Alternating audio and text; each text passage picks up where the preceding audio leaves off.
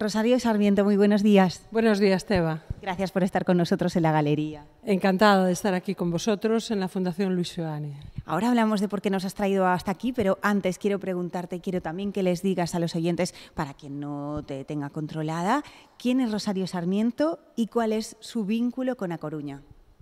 Bueno, con A Coruña mi vínculo es que llevo viviendo aquí desde que era prácticamente una niña, aunque yo nací en Santander y mi familia se trasladó aquí, pero bueno, me considero coruñesa. Llevo viviendo desde los 6 años. Y bueno, pues mi vínculo con la ciudad es, digamos, llevo toda mi vida desarrollando aquí mi vida y mi trabajo profesional, y con esta fundación, bueno, pues primero es un espacio muy importante de referencia en el mundo del arte en esta ciudad, y además, bueno, pues yo en el año 2021, es decir, un poco después de, casi en medio de la pandemia, aunque ya habíamos superado, digamos, una primera fase, pues inauguré una exposición que para mí fue muy importante sobre Lolita Díaz Baliño.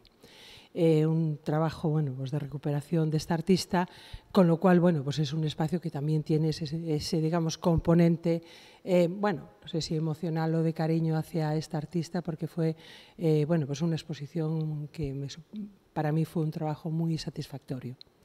¿Y cuándo descubres esa sensibilidad por las artes plásticas? ¿Cuándo, bueno, no sé si por el resto también, que puede que también, y me imagino que también, pero sobre todo por esto? Bueno, esto es un poco, yo creo que te va gustando desde que estudias, pues bachillerato, después COU, y bueno, luego te vas a la universidad, haces la carrera de Historia, y bueno, yo creo que poco a poco un poco te vas metiendo en este mundo, ¿no? Aunque sí que realmente cuando estás haciendo tus estudios universitarios, las cosas las tienes menos definidas, eres más joven todavía, bueno, digamos que hay un mundo un poco muy amplio de intereses, pero luego poco a poco cuando ya pasas a la fase ya profesional y de trabajo y de buscar un poco a poco te vas metiendo en este mundo y vas sintiendo pues una pasión, porque yo creo que todos los trabajos que hacemos en la vida tiene que tener un componente de mucha pasión y de mucho interés, si no es difícil llegar a desarrollarlos, ¿no? Has investigado, decías, sobre la obra de Lolita Díaz Baliño, también de Elena Colmeiro, María Antonia Dans y un sinfín de mujeres que nos son próximas y de las que no se hablaba mucho, y esto que se sepa también, porque la perspectiva de género ha estado siempre ahí, de alguna manera, y eso que cuando tú estudiabas historia no se estudiaba a mujeres en el arte, o bueno, en contadísimas ocasiones. Bueno, sigue habiendo pocas mujeres en el arte, es decir, sí que es cierto que desde los años 80, 90 ha habido una recuperación, bueno, con todo, digamos, la historiografía de género, ¿no?, de todas las mujeres artistas, pero bueno, todavía quedan muchas artistas por recuperar, y sobre todo todavía yo creo que nos faltan muchos datos para poder tener a veces una visión un poco más amplia de lo que es esas mujeres que han protagonizado muchos trabajos a lo largo de la historia. No solamente hablamos de la contemporaneidad, sino que nos remitimos, bueno, pues, al Renacimiento, es decir, y eso sí que es cierto que, bueno, poco a poco vamos recuperándolo, pero todavía nos quedan muchos capítulos por cubrir, ¿no? A mí me interesó la perspectiva de género. Bueno, pues el primer trabajo que yo hice fue en el año 1995, ya han pasado años, casi 30 años.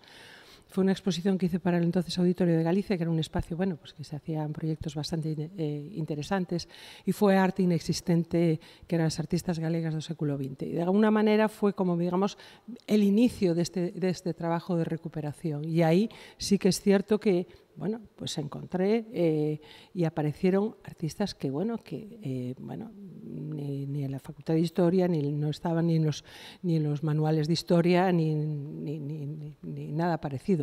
Sí que es cierto que algunas de aquellas artistas, bueno, pues siguen sin ser reivindicadas, ¿no? Con lo cual tenemos ahí todavía bastantes asignaturas pendientes.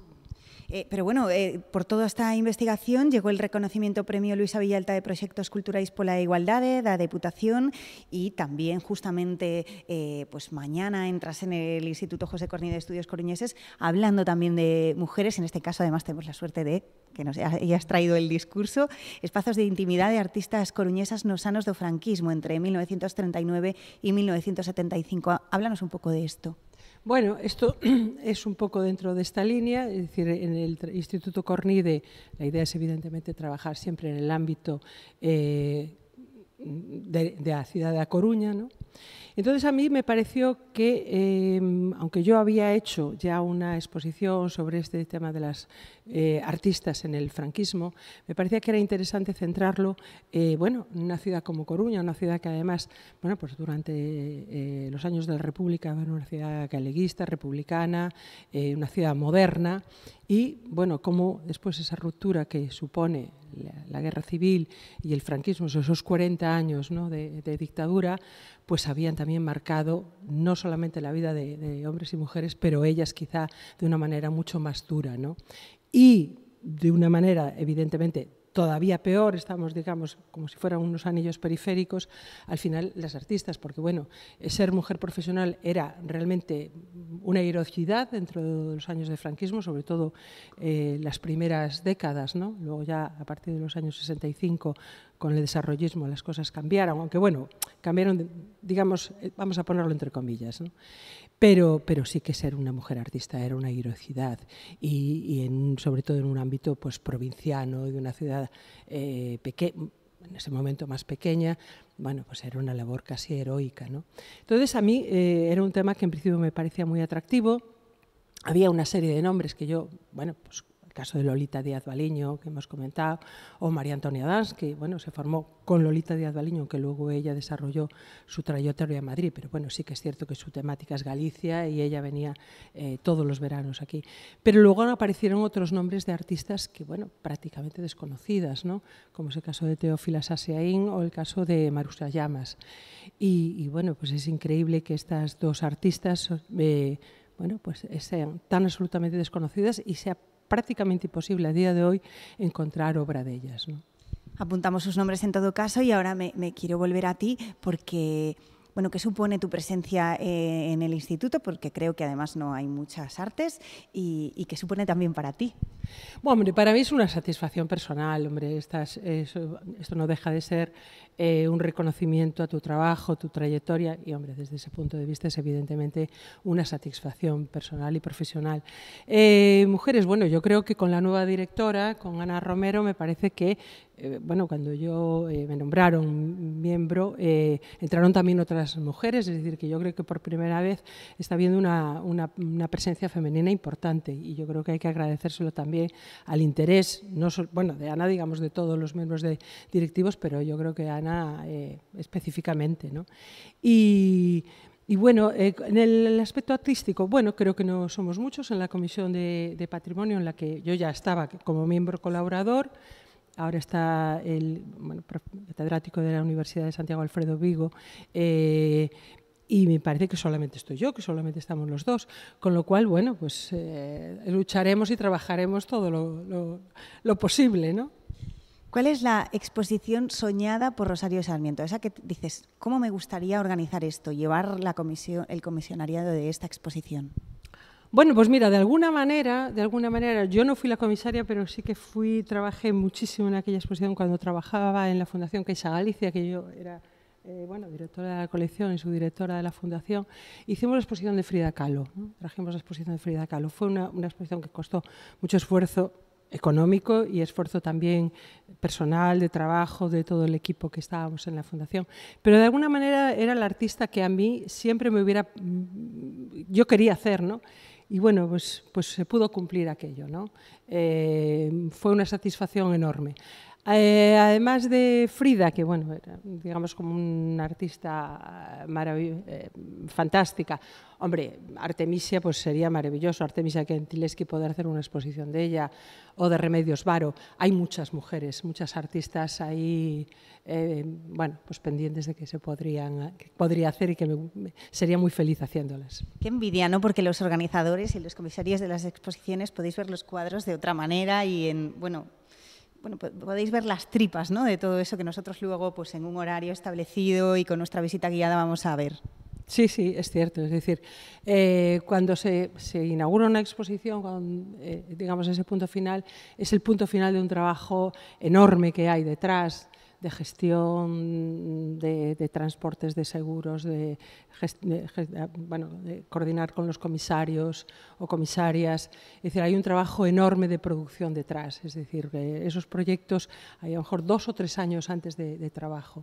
Y la gente, bueno, pues cree o creemos, ¿no?, que es simplemente llegar allí y colocar los cuadros. No, eso es un trabajo ímprobo. Pero bueno, es un trabajo muy bonito, muy apasionante, que si realmente te gusta, pues bueno, pues te hace, cuando ves ese producto final, te satisface mucho. Y a todas aquellas personas que a lo mejor no se animan a ir pues mucho a los museos o no encuentran hueco, pues ¿cómo les animamos a que, por ejemplo, la próxima semana o venga, pues este mes de octubre, vamos a hacer un hueco y vamos a visitar alguna de las exposiciones de A Coruña? Bueno, yo creo que esto es como todas las cosas, es decir, como leer un libro, como ir al cine o como ir a un concierto, ¿no? Es decir, el arte se aprende viendo, la música se aprende escuchando y el cine se aprende y se disfruta también viéndolo, ¿no? Entonces yo creo que hay que perder el miedo absolutamente.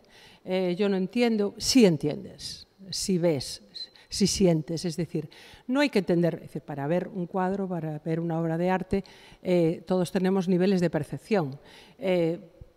Te puede gustar, es decir, si tienes mayor, digamos, nivel de conocimiento o que manejas un código más amplio, lo verás de una manera, pero siempre vas, si tú te fijas, si miras y lo observas, vas a ver muchas cosas, porque los artistas lo que hacen es a través de eso expresar su vida, sus sentimientos, sus preocupaciones, y siempre, siempre vas a ver algo y vas a sentir algo. Lo que tienes que ir es, digamos, sin prejuicios, ¿no?